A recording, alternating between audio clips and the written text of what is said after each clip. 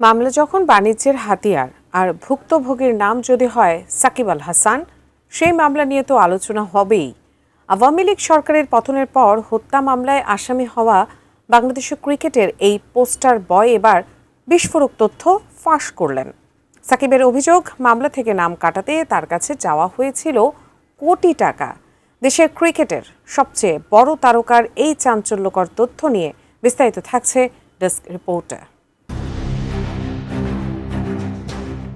রাজনৈতিক বিতর্ক, একাধিক মামলা এবং দেশে ফেরা নিয়ে অনিশ্চয়তার মধ্যে এবার বিস্ফোরক অভিযোগ তুললেন সাকিব আল হাসান। তার অভিযোগ, মামলার তালিকা থেকে নাম সরিয়ে দেওয়ার আশ্বাস দিয়ে তার কাছে 1 কোটি টাকা দাবি করা হয়েছিল।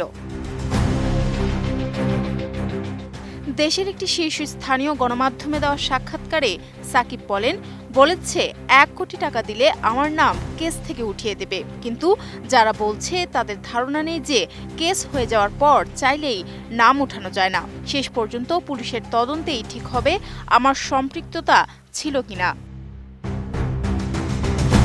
বেস্ট ইনগ্রেডিয়েন্ট ও ইউরোপীয় মেশিনে তৈরি মজাদার কেক ফ্যান্টাস্টিক, যে ফানে সবাইকে টানে।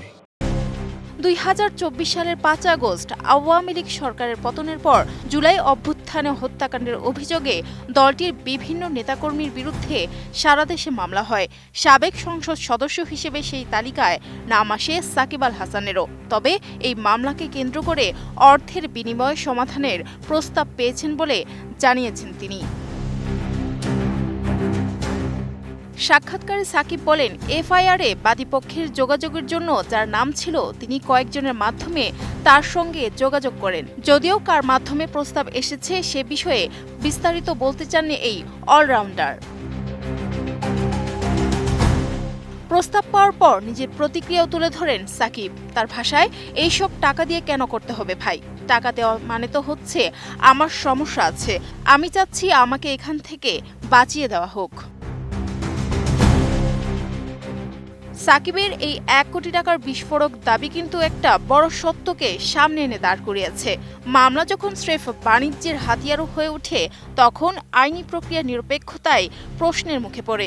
প্রশ্ন হচ্ছে, বিশ্বসেরা অলরাউন্ডার বলেই কি এমন প্রস্তাব, নাকি পর্দার আড়ালে এমন কোটি টাকার কেস বাণিজ্য আরও অনেকের সঙ্গে চলছে? সাকিব টাকা দেননি, তবে তদন্তের নামে আইনের এই খেলা শেষ পর্যন্ত কোথায় গিয়ে থামে সেটাই এখন দেখার অপেক্ষা। Desk report, ATN news.